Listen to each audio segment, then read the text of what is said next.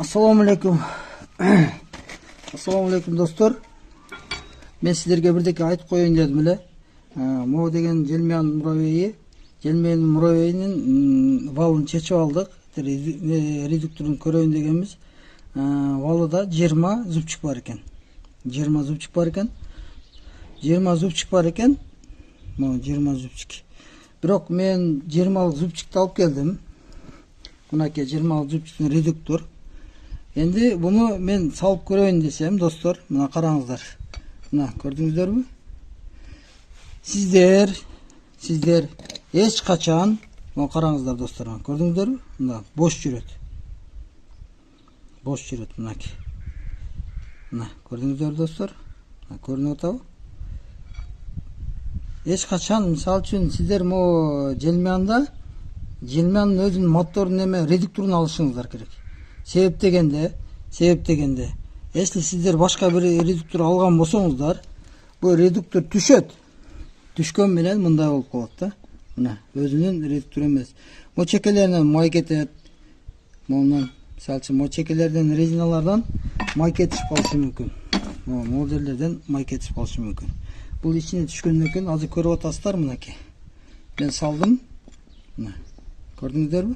Мына бош. Мына бош жүрөт. Мына. Ошон үчүн, урматтуу достор, редуктор алганда Желмияндын өзүнүн редукторун алыңыздар. Башка редуктор салбаңыздар. Бул азыр башка редуктор, башка фирманын редуктору бул. Мен просто алып эксперимент катары көрөйүнчү, кандай болот экен дегенмин. Бул редуктор өзүмдө бар эле. Азыр мен текшерип көрсөм, мына көрдүңүздөр, бул фирма башка.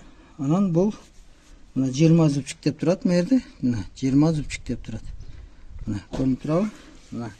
Ошон үчүн немеге батпайт экен. Бул мунун батпаганын себеби мунун